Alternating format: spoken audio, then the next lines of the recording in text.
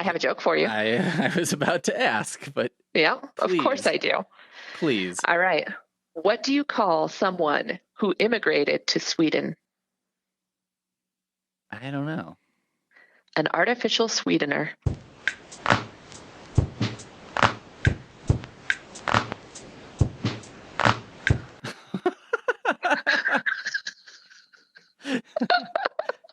The second sort of Scandinavian.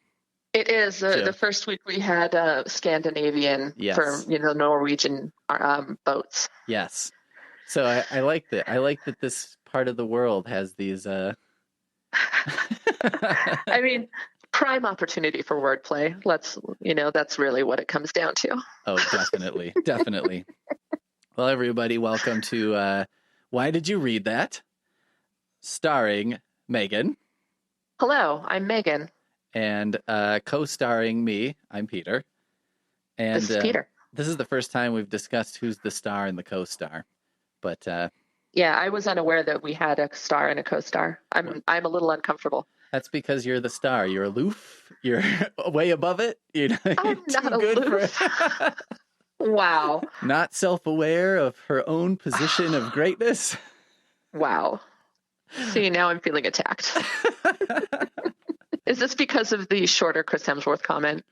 Oh, maybe. Yeah. Well, I created an enemy. That pumped me up, to be honest. I'll take shorter. That's fine. Even with that caveat. So today, as usual, we're each going to talk about 2 books. But we have a little bit of a special theme. Our collection resources department has some options to get books from outside of HPLD if you can't find them. Basically, almost anything, really. Yeah, I mean, you can find stuff that you would think is impossible to find. Stuff you've never seen in a bookstore, stuff that might be available like on Amazon or something, but for an exorbitant price. Yeah, stuff that hasn't been in print for years. Yeah. And so, there's the one option is Prospector. That's kind of your first stop. And you'll see that link in the catalog when you're looking for stuff. That kind of searches a more local area, but it's great. It's really fast. Then there's Interlibrary Loan. That kind of stretches out to the entire nation and even the world. So that's very good for hard to find things. And then the third option is a purchase suggestion. You can say, the library should have this. And you can do that for stuff that you think we should have because you want to read it. Or sometimes you might notice that there's a gap in the collection that you're like, why doesn't the library have any copies of Mice and Men? That's weird. Yeah. If you notice that, please tell us because we should have copies of Mice and Men. Yes. There are many books that we should have copies of. If you read it as assigned reading in high school, we should probably have it. Yeah. So today we're actually both going to talk about books that are not directly available from the High Plains catalog to sort of prompt everyone to think outside that box, right? Think about hey, you can get stuff from the library totally free. And just because we don't have it doesn't mean that you can't get it through us.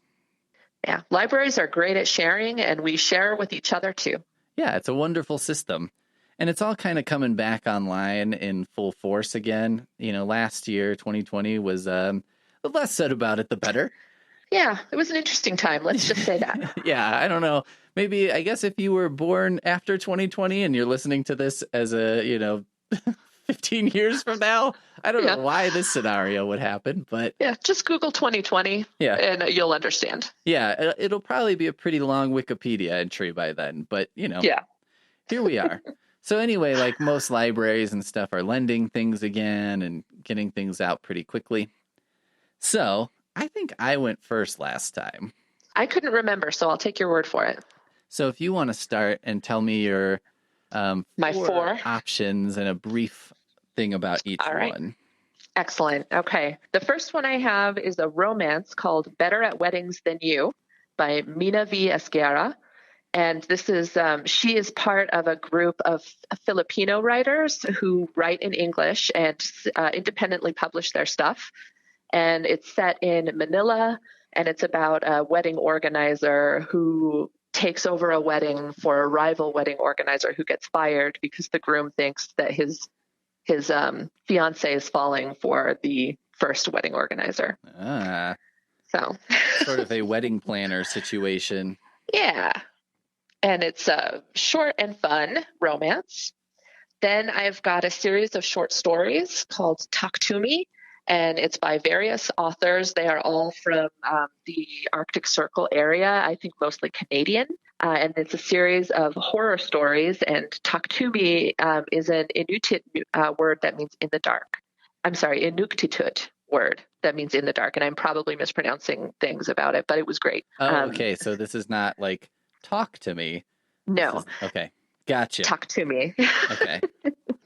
Series of horror stories. Some are very like every day could totally happen, and some are supernatural like zombies. So Nice. Series of Arctic horror. Okay. And then I have another horror book called Voodoo Heart by John Everson.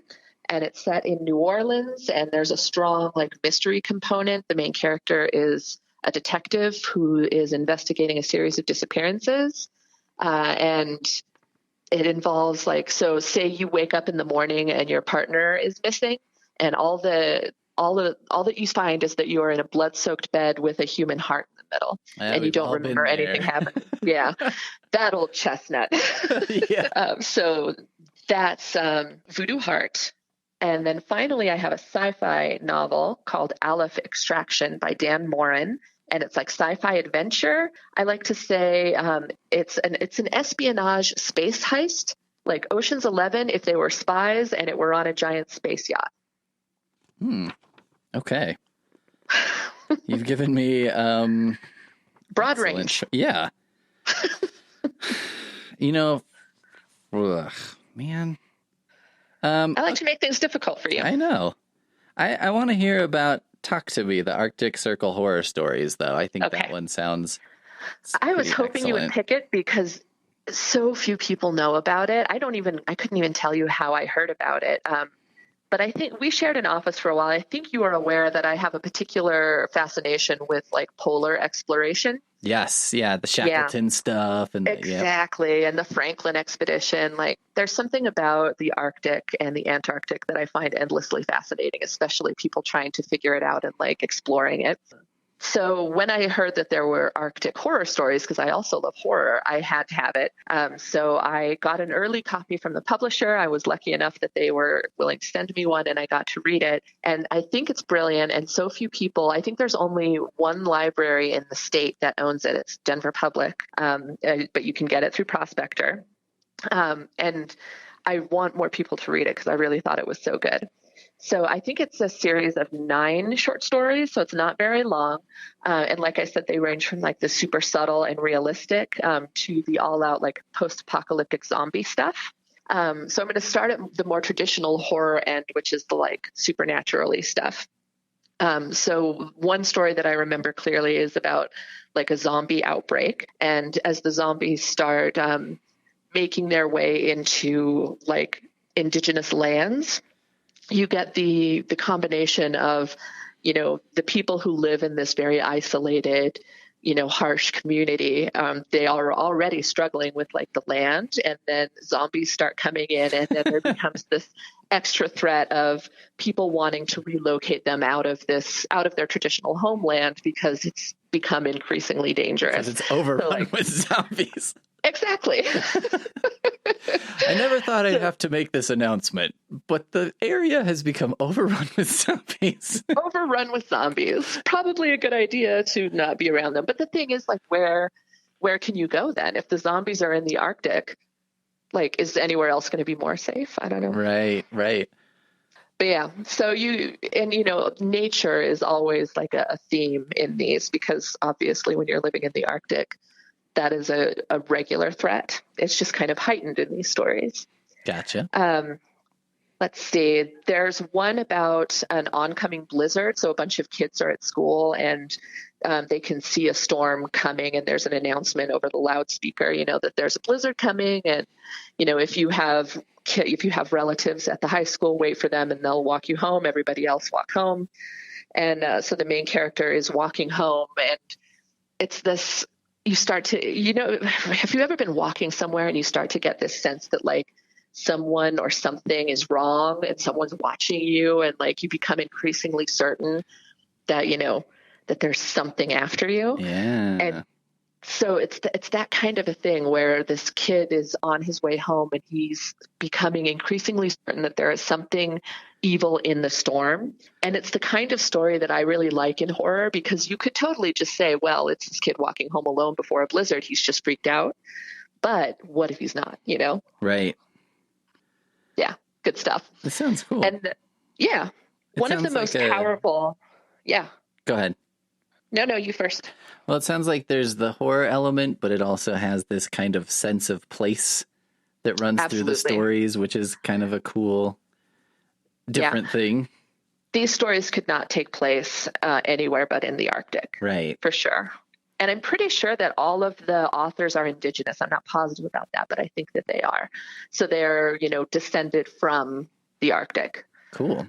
So yeah, strong connection to it. And one of my favorite, this is unusual for me because usually with horror, I expect there to be some sort of unexplainable element. Mm-hmm. But one of my favorite short stories in Taaqtumi is about this woman who is out. I believe she's either hunting or she's like gathering stuff from nature. And she has her baby with her, and they're just, out living life. And then very out of character, a bear kind of approaches them. And so she's being chased and attacked by a bear, and she has to protect her baby. And like that kind of very real kind of horror, the way it was written, it really, really worked for me, because she has these like impossible decisions to make. What do you do? How do you're carrying an infant, you're being chased by a bear. How can you save your infant? Can you save both of you? Will your baby even be okay if you're not there to take care of it? Like, right. Horrifying. Impossible situation. Exactly. Perfect for horror. Yeah. Yeah. These are not like comforting, make you feel better, the world's an okay place stories. Yeah. Well, it sounds like there's a bleakness to be had here. Yeah. I mean, it's horror. That's kind of a part of it. So. Yeah. That sounds pretty awesome. It's great. It's not super long, and there's only 9. I think it clocks in at under 200 pages, but I've never read anything quite like it. And I'm always looking for different. So it really hit the spot for me. And I've read a lot of online reviews for the people who have found it. And some people say that, they liked some of the stories and they didn't like others. But I think that's a strength of it, honestly. Whether you like the very grounded in realism style or the zombie apocalypse style, there's going to be something in here, I think, that will speak to horror readers. Yeah, that's kind of always a thing with short story collections by different authors, right? Like some will work for some people and some won't work for others, but then you find new people that you like. Exactly. Yeah, and these are all like small authors without a big following, indie published. So it's a great opportunity to find some people that are really easy to miss. That's a great choice. I like that. Thank you. I like it too. And I hope that you read it because I think you would like it. Well, I mostly was complimenting myself for picking it from your 4, but wow. Good job, I don't know Peter. why. You picked it right into that. All right. Well, that's Taaqtumi, and then it'll be spelled correctly and everything on the I will description of this episode. Yes, I will send you all of the information. Perfect. For my picks. And it's various authors because it's short stories. Awesome. All right. Well, should I give you my 4? Please do. Okay. My first one is In the City of Shy Hunters by Tom Spanbauer. Favorite writer of mine. It's kind of a fiction as memoir, coming of age a little bit as a gay man in New York in the 80s. Mm-hmm. My second one is called Sleep, Death's Brother. It's a nonfiction, extremely short book about lucid dreaming. Oh. Which is kind of it's fascinating. Okay. The next one is called Sleep, Death's Brothers by Jesse Ball. Okay. Trial of the Clone by Zach Weinersmith, I think is how his name is said. I am so sorry if that's not how it's said, and it's kind of like playing a role-playing game, like a Dungeons and Dragons when you read the book. So it's a little role-playing Choose your own game. adventure. It's a little choose your own adventure. Exactly. Okay. And then the last one is one that you're familiar with. It is called License to Love by Gina Robinson. License to Love. And it's, I think, one of only a couple romances I've ever read. And one of the stranger, wilder rides that I've ever experienced. Fun fact, Peter read this because I asked him to. Yes. Yes. All right. I am going to start with In the City of Shy Hunters, because I feel like you would be angry if I neglected to give you the opportunity to talk about one of your favorite all-time authors. I wouldn't be angry, just disappointed. Okay, well, and that would hurt more. Okay, so Tom Spanbauer is, easily my all-time favorite author. And we have one of his books currently, his most recent book, which is a few years old now. It's called I Loved You More. But In the City of Shy Hunters is, in my opinion, his kind of masterpiece. I think it's really a solid book. So I guess plot-wise, the summary is very parallel to Tom's life. So he grew up in a really rural part of Idaho on a farm. And then he was gay, and his parents discovered that he was gay. And as soon as they discovered that, they kicked him out of the house. And he roamed around a little bit and then ended up in Manhattan in the 80s and was living as kind of a building superintendent and waiter and other, making it in Manhattan, but just barely. Odd jobs. Yes. And this is a lot about sort of the period where I guess I don't want to use the incorrect term for this, but he was sort of discovering himself in context of being gay and what that meant. And, in a time, obviously, when that had a very different meaning for your public life and your private life. There's quite a bit in here about the AIDS epidemic that swept through the gay community, especially gay men in the 80s and a lot of cities in America, and kind of about how tragic and difficult that was. Yeah. And it's just got a lot of different interesting scenes and stuff like that. It's a hard book to recommend because I don't usually like books that are really dense. This isn't a book that you can sit and read 2 pages of every day and get through it. That's not going to be a very enjoyable experience. This is kind of a book that I think you do have to probably devote some time and energy to. It's not one that you could read while you're listening to music, or it's not an airplane book for me. Right. I don't have a great attention span, everybody. So maybe you have a better ability to shut out the world. But if you're like me and that's not the easiest thing in the world, this can be a tough one. It takes a little bit to get into it, but I think that part of what's so great about it is when you get into it, and then you start to feel the rhythms of it and you start to feel how it's all working. And then it's your effort is rewarded 10 times over. So would you say that it's a style thing that you are connecting with in it as much as the story itself? I think so. I think it's definitely a stylistic book. Okay. He has a style of writing that he calls dangerous writing, and it's got a lot of rules and things like that. As the reader, you're not necessarily, it's not totally transparent. It's not you're going to be reading this and he's obnoxious about it.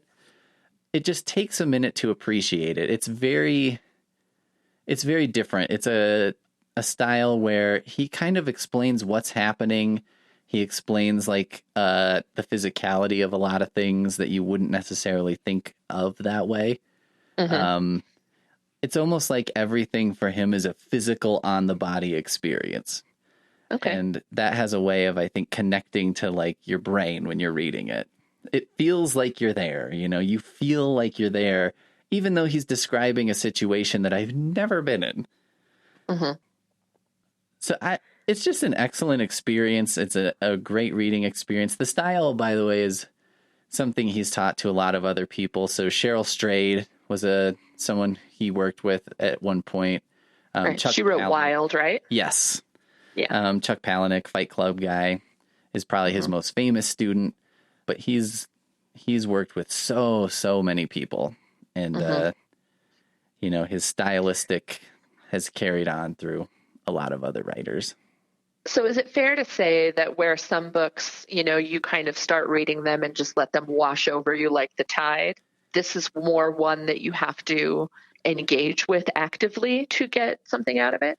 Yeah, I think at first, maybe here's how I would compare it. It's like if you're getting in the ocean and it's super cold and there's waves and stuff happening, and like at first when you're getting in, it's like it feels like you have to fight your way in a little bit. Yeah. And you have to fight your instincts to just run away. But that quickly fades. And then, like being in the ocean, the experience of it, once you get past that initial like adjustment period, worth it. It's so like all encompassing, and it's very difficult to describe, but that's how I would describe it. Okay. It's like it takes some effort, and the effort is paid off in such a beautiful and expansive way that you will not regret reading this book. Yeah. Yeah, I have read a book by Tom Spanbauer. I think it's his most recent, but I'm not positive about that. It's the one with the like writing on the cover. Yep. Like handwriting. Yeah. Is that the one that you mentioned that we have? Yep. Yeah. Okay. And I read it on your recommendation because you love his writing so much. And it is not the kind of book that I normally read, but I did really appreciate the voice of it, I guess, is the way to explain it. Like, it's very obvious that what is on the page is intentional and that I'm being guided through an experience, I guess, which is something as a reader that I really like, knowing that I'm getting an experience that the author intended, that nothing is accidental, Yeah, 100%. Yeah, he talks about that. He talks in a lot of farm analogies, because that's his background. And right. He talks about like readers are kind of like sheep that you have to lead to where you want them to go. And you can't like pick them up and force them to go, but you also can't just let them roam wherever they want. And so it's like a very delicate balance to make them feel okay about where they're going and like they're choosing to go there, but also that they are getting the experience that you intended. Right. It's where I'm supposed to be. Yeah, this is my biggest complaint about some experimental fiction. Like if you're thinking Finnegan's Wake by James Joyce, it feels like it's so open to interpretation. Yeah. That why am I even there? Yeah, exactly. Yeah, and I think Tom Spanbauer's work is weird because it's in that literary category, I guess, if that's what you're categorizing. But the concrete details, like what's happening moment to moment, you always know what's happening. Right. It's the more how you feel about it, or how the characters feel about it, that can be more interpretive. Right. And I think that's what I really enjoy about it. It doesn't tell you how to feel, but it presents everything in such a way that you can, as the reader, decide how you feel about a lot of different things. Right.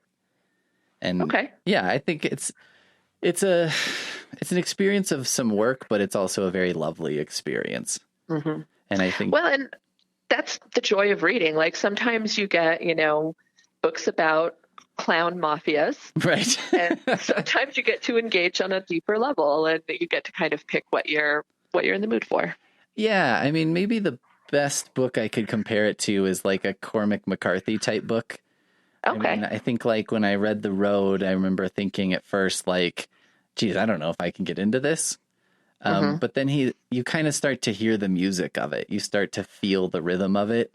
And then by the time you're done, you're just like, I don't know if I can read any book but this book after this. Like, I don't even know where to go. So this is where we're different, because I read The Road and I put it down and I was like, is life worth living? I mean, it is a dark book. It's so dark. Yeah, it is pretty grim. It is. You have to have a high tolerance for that, I think. Yeah, I could appreciate it for what it did, and I thought it did it masterfully. But for the kind of reader I am, it was just too overwhelmingly bleak. Yeah, I think everyone's got their sort of like store of energy for how much darkness they can tolerate. And The Road is, I think, would drain that store for just about anybody. Can confirm. Yeah, like Tom's books that's another thing. I think they aren't all darkness. They have a huge mixture of dark and light and fun and tragedy. And, they feel like real life that way. Okay. So, yeah. Okay. So you don't need to proceed with caution. You're not going to, head into a depressive episode, most likely. Probably not. It talks about hard real life things. Right. If you're not a reader, by the way, who can tolerate, there are some graphic sex moments in the book. Okay. So if that's just something you can't hang with, I probably would steer you away from that one. But yeah, there are moments of levity. There are moments of sadness. It's a good mix. Well, and I think that right now, because we're coming off of such a difficult year, a lot of people are concentrating on fluffier, more hopeful reads. But I have talked to people and I've listened to people talking about how they want something that's a little more dark, that's a little more reflecting of how hard things can get and proof that you can get through them anyway, or that you can find moments of joy even in tough times. And so I think there are readers who are looking for something that's a little heavier even now. Yeah. And it definitely has an ending that to me was like one of those beauty in the profane kind of things. Yeah. A very ugly scene, but someone's finding the beauty in it. And yeah, if that's your jam, this is a book for you for sure. Cool. All right. All right. Do you need a reminder? Let's see. Better at Weddings. Yep. That's kind of a wedding planner dual romance. Kind of. They end up partnering because one gets fired, but... Oh, they don't do a Pistols at Dawn or something? No. Voodoo Heart, New Orleans horror detective novel. Yep. And Aleph Extraction? Is that what that's called? Yes. I can't read my own handwriting. That's okay. I keep notes for a reason. And I just wrote Espionage Space Heist. That's it. I'm very torn between the third and fourth, but I think I'm going to go with the Espionage Space Heist. All right. Don't double up on the horror for one episode. I mean, who doesn't love a heist? I love a heist. Right. Yeah, heists are pretty great. So it's a sci-fi adventure, and it's actually the second in a series, the Galactic Cold War series. But I didn't read the first book, and I had no problems. And in fact, I loved this book. It was one of my favorite sci-fi books from last year. So it is, like I said, an espionage space heist, like Ocean's 11 if they were spies and it were on a space yacht. So you've got this crew. You could just stop. I'm sold. You're sold? Okay. Moving on. But just in case anyone's listening. Yeah. Okay. I'll go into some of the plot just in case anyone needs anything else, although let's be honest, you shouldn't. So you've got this crew of secret agents, and they're part of like a black ops thing. Like they're part of a crew, but it's not even a crew that government, every government official will know about. And there are rumors that this mysterious alien artifact has surfaced. And it may not even exist. And even if it does exist, it may not do what it's supposed to do. I think it has to do with something for space travel. Honestly, it doesn't matter. It's a thing that they need to get, and that's all you really need to know. Gotcha. So the rumor is that this space gangster has it on the space cruise ship. And so they need to get onto the cruise ship and try to steal it from the space gangster. So this cruise ship is like a giant floating city in space. It has coffee shops and casinos and apartments and workers' quarters, and it's massive. It's like an ocean liner on steroids and in space. So the first half of the book is a lot of like deep cover espionage investigation. You get, people with secret identities, and they're sneaking around and they're being in places they shouldn't be and taking risks. And one of them ends up having dinner with the gangster, and it's like their best lead, but also she's alone with the gangster and, could be dangerous. And then after you get past the first half, you get into the more action-packed, like James Bondy stuff. Identities get burned, things start going wrong. There's a ticking clock for retrieving the artifact. There's this great scene, and I don't want to get into too much detail, but it involves a spacewalk while traveling through a wormhole. Which is pretty great and fun, and also dangerous, which is what makes it so exciting and adrenaline filled. They do always need that. They always need that part where it's like they're doing something physically dangerous. It kind of reminds me of in a Mission Impossible movie. They always have to have that one big stunt piece. Yes. The coming in through the ceiling and you can't touch the floor part. Yeah, and you're like, I don't know why somebody made this, but whatever. Yeah. I'm along for the ride. Well, because the idea of the wormhole, and I'm not a sciencey. Well, I'm kind of a sciencey person. I'm an amateur sciencey person, but I don't understand the physics of space. But my understanding from this book, or at least the way this book is set up, is that when you're in a wormhole, it is like a way to quick travel very long distances in space. And you don't want to spacewalk in one, because if you fall off of, whatever, you become untethered from the ship, you are then floating through a wormhole, never to be recovered. Right. Yeah. So if you fall off, you don't do even that lightly anymore. Yeah.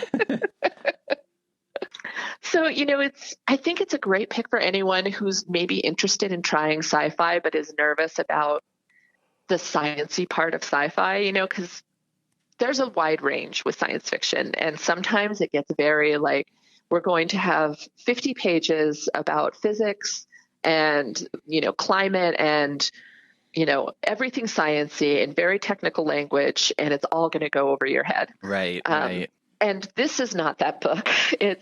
It's not super dense with the science part, but it's filled with action and intrigue and espionage. So if you're looking for science fiction that's like an action movie, I think this is a great pick. And it is part of a series. So if you wanted to start in book one, I put book one on my reading list. I do plan to go back and read it because I liked this one so much. So you could start there, or you could start here. I didn't have any problems with the second book. So you can start with book two, which is this book, and it's not like you'll be like, what is happening? Right. Yeah, I didn't have any trouble. There were obviously references to things that had happened in the past, but I didn't feel like not knowing kept me out of the story any. Gotcha. Yeah, there was my partner has been watching the series Lost over, a couple months. Okay. The older, the big series. Okay. Yeah. The island. Yep, with the mysterious island and weird things happening. And I saw probably every fourth or fifth episode. And Lost was an apt title in my case. I was like, I don't even know who this person is. What are they talking about? Okay. So yeah, this is not that. Lost. Yeah. No. Not where it's like, you can't really dip in and out of Lost. I don't recommend that experience. Good to know. I've never seen Lost, so now I know not to dip in and out. Yeah, I don't know how close of attention you need to pay, but at least some. You need to at least see the big episodes in the order that they were intended. Maybe. You should probably be in the room for most of the series. Okay. Making a personal note. Well, I like that. I like that you could kind of go in and out on this, though, and it's not a tragedy. Yeah. But I mean, I have high expectations for the first book. So anyone who really feels strongly about reading series in order, I don't think you'd have any problems. And that one is also available through Prospector. So you could get the first or get both, or just get the second if you just want the space heist. Nice. Well, I'm kind of sad that we don't have this now. This is the downside really great. of this episode. I'm like, why don't we have this? I know, because there are so many books, so many great books. There are a lot of books, it turns out. Yeah. And some really special stuff is out there. I know. Well, that sounds awesome. I like it. Yeah, I recommend. I had a great time with it. It's fairly long, but it's so filled with heisty stuff that you don't care. I feel like these heist stories often, even when they're longer, it's like they have these sort of discrete stages Yeah. of like, putting the team together and then getting in place. And then there's always whatever messes it up at some point. The thing good that went wrong. Yes. Yeah. The time crunch that we have to get it now. Yes. The thing where it's like, okay, but if we do it within this certain window of time, that other thing works. And yeah. Yeah. And if you're even a minute late, disaster. That's why I could never be involved in a heist. Yeah. They're fun to read about, but I would definitely be paralyzed. Oh, man. If anything involved being precisely on time, I'm doomed. Our team would be doomed. Yeah. just a weakness of mine. I'm aware. It's okay. We forgive you. Thank you. No problem. All right. Do you need a reminder? I actually wrote them down this week. You'll be proud of me. I know. So we have Sleep, Death's Brother, which is the Loose Dreaming. Yep. Trial of the Clone. Yep. And License to Love. Yep. And you know that I have to pick License to Love. All right. Well, I'm glad you did, because this actually involves a interlibrary loan story, which I don't have a lot of. I have this one and one other one where I requested a book, the title that I won't repeat here because it has, some profane stuff in it. Okay. And it was so embarrassing because I ordered it. And then for people who don't know, there's a person in charge of our interlibrary loan department. Nicest, sweetest person you could ever meet. Yeah. Absolutely lovely. And she had to send me an email that was like, we're unable to get, and then she had to type in this title. And then, do you want me to try this or that? And I was like, it's cool. Like, I don't need it. And I just felt so embarrassed. You should not feel embarrassed to ask for things that are weird. She would absolutely never judge. Never. She's never said a thing to me about it. She's like the most pleasant person ever. Anyway, my other interlibrary loan story is, I believe you'd run across this somewhere, maybe in a blog. I read a review for it. Yeah. And then you were like, you should read this. I think you should read this. And I was like, I don't know. And then it wasn't in our collection, so you put in an interlibrary loan request for it. And then it turned out that we couldn't interlibrary loan it, so this person just went ahead and bought it for our collection. So, I was like, oh, okay, I guess Peter's requesting this book, License to Love, and it's a romance. And so with a cartoon cover, full 9 yards. Yeah, it's like got a very pink and purple cartoon cover, and it's like, you see, it's just a lady's legs in a bathtub, and her one leg is kind of up in the air, and the other one's bent, and she's got like a little pistol strapped to her thigh. As you do when you're bathing. I mean, I don't think of myself as like a macho lumberjack type, but I do feel like this book cover goes so far in the other direction that even for someone like me, gets kind of a double take reading it. So, License to Love. License to Love is a book about a magician who is named Rock Powers. Excellent name. I know. And he's a Vegas magician. And then he had a love affair with his assistant, who, in a very confusing, I think this may have been an error in the book or something, because as a romance reader, I can promise you it is not. Because her real name is Lonnie Silkwater, which sounds like a pretty amazing magician assistant name. Mm-hmm. But when she's being a magician's assistant, she goes by the name Lonnie Torres.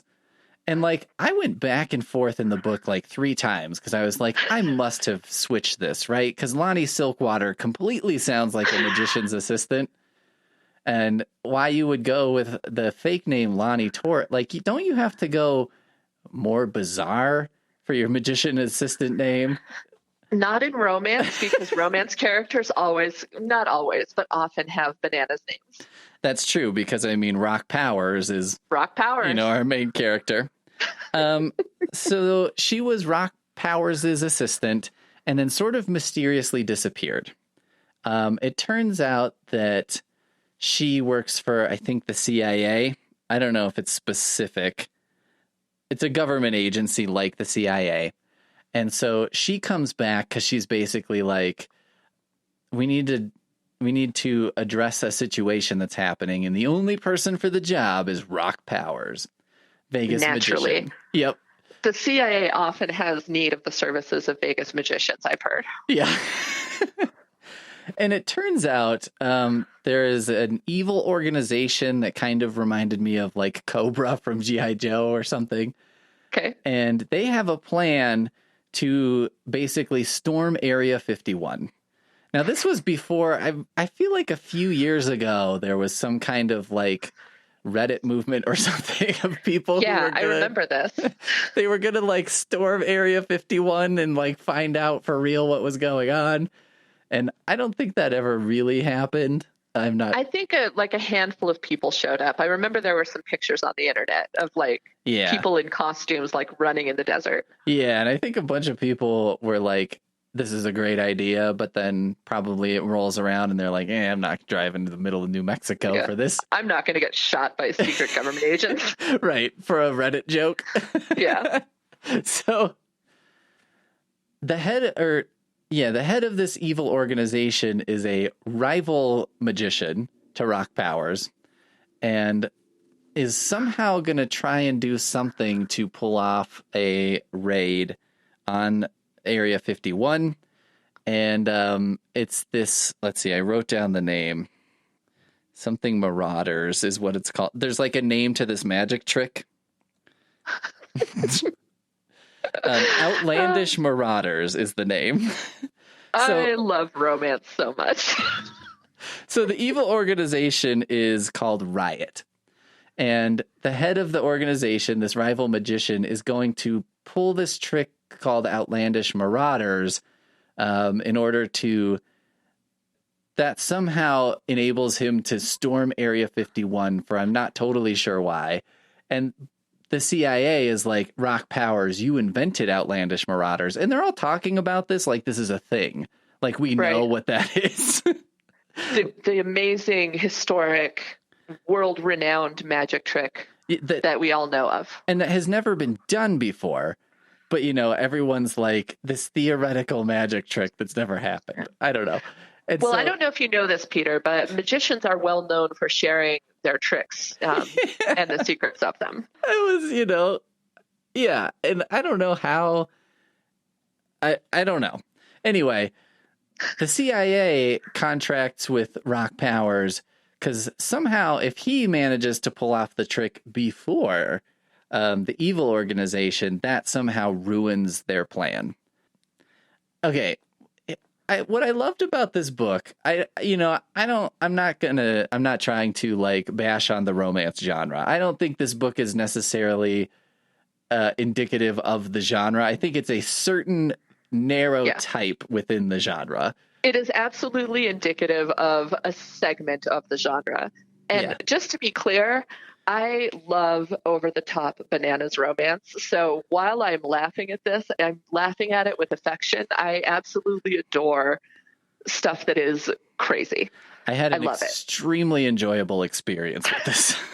Like, that's, there's things about it that I think are bizarre and weird, but they were bizarre and weird and almost like it felt like the spirit of the 80s action movie was alive in the romance genre. I was like, I found it.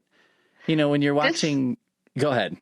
No. Go. You finish. When you're watching Tango and Cash, and there's just weird things happening, and like it shows the cover of the newspaper, and it's like, hero cops do it again or something, and you're like, in this fictional world, does everybody know who Tango and Cash is? Like, I don't know a single cop team that's like, taking down organizations or something. You know what I mean? Like this isn't a thing, but in the world of Tango and Cash, this is totally a thing.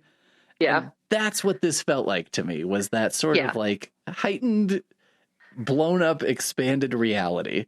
Yeah, that's exactly what this type of romance is doing. It's almost entirely fan service. Every decision it makes is for fun.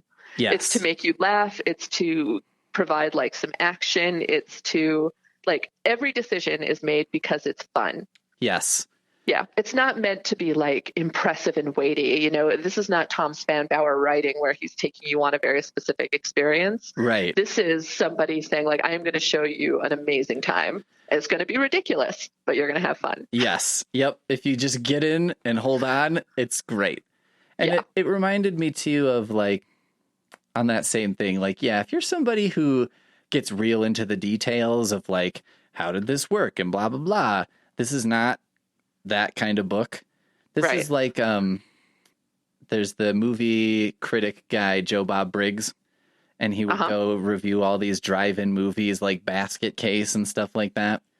And he had this saying he would employ sometimes, which is like, this movie had too much plot getting in the way of the story. And it's like everything was over-explained and like, I understood what was happening, but maybe that interrupted the fun. This has none of that. This is we have a saying in the romance reading community for that. We call it romance reasons. And then he needs to do this for romance reasons. Exactly. Like that's all you need to know. Brackets and bold text that said, and then romance reasons, blah, blah, blah, blah, blah. Exactly. Like, okay. I mean, let me put it like this. If you can be the kind of person who like, part of the climax of this book takes place on a flying saucer and a guy has a rocket launcher with a bayonet on it. Like if that speaks to you, I recommend License to Love wholeheartedly.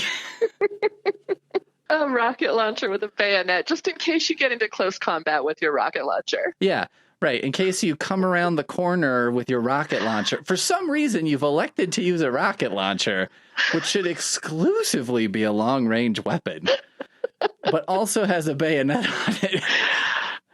And, of course, for romance reasons, turns out that that's actually makes sense in the scenario that's been created. But it's exactly really what was needed. Yeah, but it really should not be. Yeah, I mean, and if you kind of have a sense of humor about some of the like classic romantic tropes, this will be very pleasing. Will you talk about the gadgets? Because I remember you talking about the gadgets, like the finger gun. Yes, there was. Trying to remember how this works. Okay. There's a sequence where Rock Powers has to be at a poker game for whatever. It's like doing a James Bond thing, right? But like Rock Powers is not allowed to actually play in the game because he's too amazing at everything. So he just has to stand and watch. But he's playing hypothetically in his mind.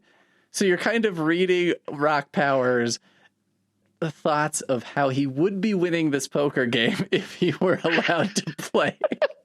And then he has a bad guy spy has a gun which is disguised as a stylus, and then Rock Powers has one. It's a single shot pistol that's a fake thumb. So a thumb. Yeah, it slips over his thumb, and somehow it's like a single shot pistol. Rock Powers also has a gun that's disguised as a magic wand. Naturally, when you're a magician. Yeah, I mean, I don't know exactly. And this is a great example of like things that aren't explained, because it's like, how do you make a magic wand gun? Like, what does that even look like? How do you fire it? How does it work? How do you hold on to it when it like shoots it? No, don't worry about it.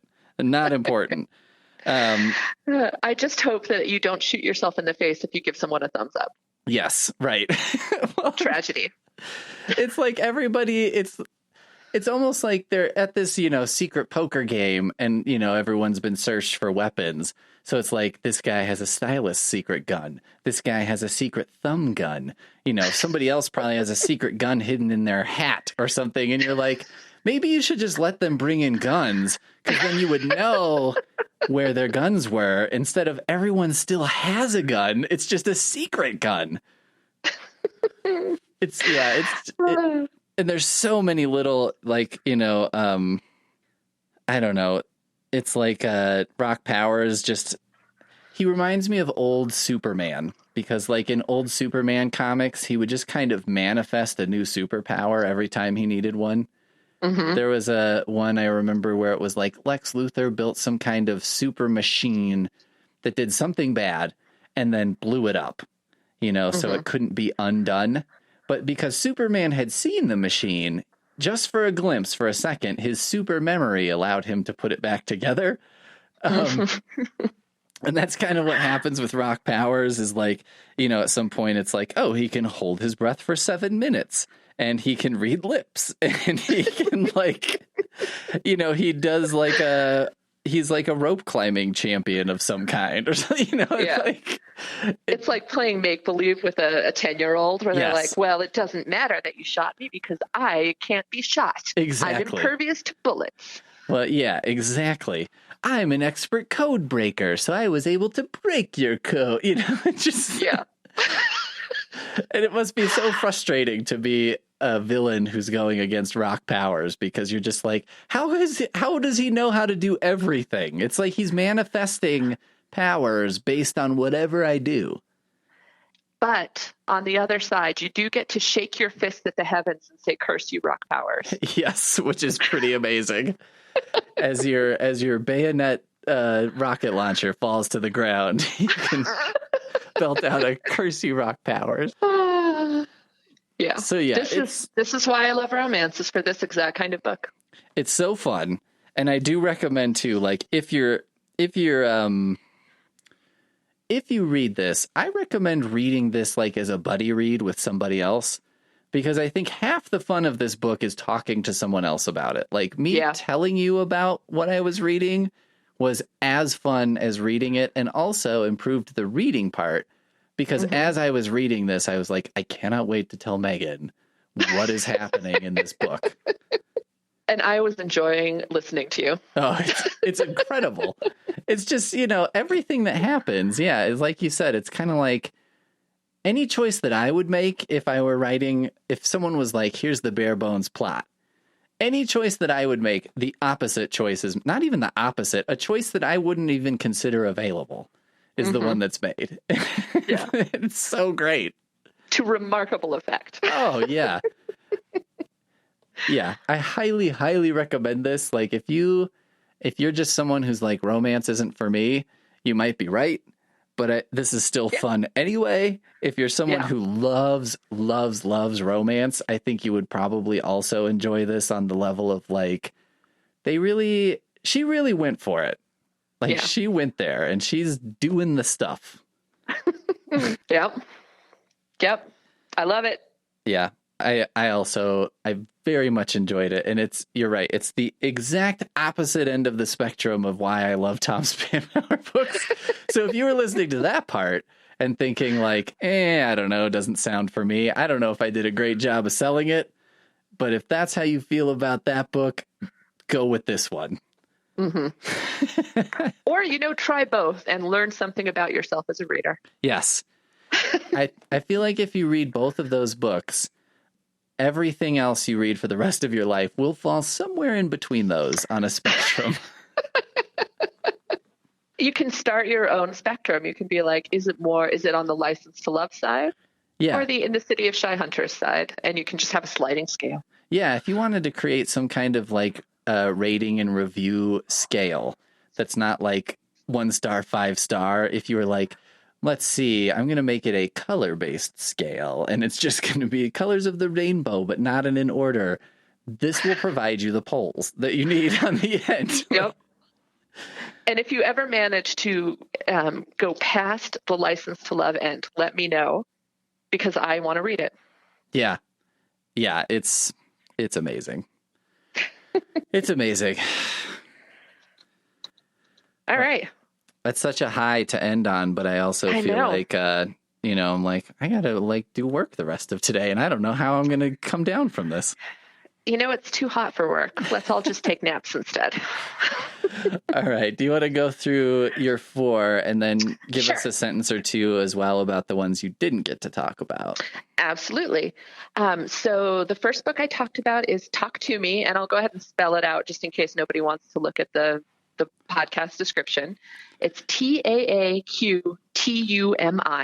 Taaqtumi, by various authors, and it is a series of horror short stories set in the Arctic by Indigenous writers. I'm pretty sure about that. Really great, not that long. So if you're looking for a fun, cold read in this horrible summer heat wave we're in, that is a good one. The second book I talked about is The Aleph Extraction by Dan Moren. And this is an espionage space heist. And I don't know that I need to say more because that's great. Then I have a short romance novel called Better at Weddings Than You by Mina V. Esguerra. And she is a Filipina and writes a series. This is part of her Chic Manila series. They're all set in Manila, and it's about rival wedding planners. And if you like a really competent heroine who's great at her job, I highly recommend Mina V. Esguerra. She writes that really wonderfully, and I love that book. And then I had another horror novel called Voodoo Heart by John Everson.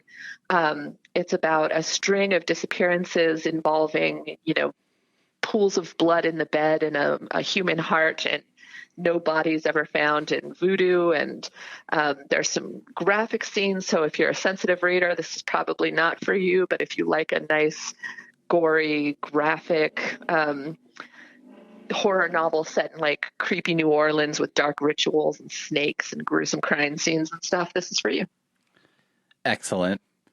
I had In the City of Shy Hunters by Tom Spanbauer that I talked about quite a bit, and then License to Love by Gina Robinson, Bayonet Rocket Launcher. And the two I didn't get to talk about, one was called Sleep, Death's Brother by Jesse Ball. It's a very short nonfiction. It's kind of, I feel strange saying it. It's a nonfiction instructional book on lucid dreaming. So that's being asleep and dreaming and being in control of what's happening in your dreams. Side note, did you ever manage to lucid dream? A little, this? Kind of. Okay. Yes. All right. It's weird because it gives you kind of real world waking life practices that are supposed to help you lucid dream. And it seemed like it was working. And then, of course, because I'm a human being, I stopped doing the waking life part and it completely collapsed. It's got a very altruistic angle to it. It's basically written for people who are incarcerated and also for kids who are maybe in tough life situations. Basically people who don't have agency in their waking life. Because their dreaming life, they can do things and make decisions in their dream life. That's cool. And then... Sorry, that was a bit of a cheat. No, I was curious. That's okay. And the other one is Trial of the Clone by Zach Weinersmith. So this is kind of like a choose-your-own adventure with a little bit more role-playing elements to it. So you have like hit points and items that you collect and things like that. And it's comedy. It's kind of a futuristic Star Wars-y comedy situation. And you do dice rolls by flipping through. The pages have random numbers, I think, on the bottom. So you flip through the pages, it counts as a dice roll in situations, where it's like, how much damage do you do to this? Or how much damage do you take? And it's very fun. So is it like Dungeons and Dragons that you don't need to have a bunch of other people for? Exactly. So if you wanted to try like a solo Dungeons and Dragons thing, and it's a lot of fun. It's fun to read, even if you weren't like that into the game element of it. And then it's broken up into sort of chapters or sections, so you don't have to like go back to the very beginning if something happens. Okay. I believe the way it's called Trial of the Clone because you're cloned, and so if you die, you come back in a cloned body and continue from where you left off. Yeah. It's super fun, and it's kind of a very different reading experience. Yeah. So there you go. Cool. We did it. Yeah, I think we did a good job of finding exciting things that we don't own for various reasons. Definitely. Yeah, and if you see things that, or if you don't see things, if you go to our website, mylibrary.us, and there's a services tab at the top.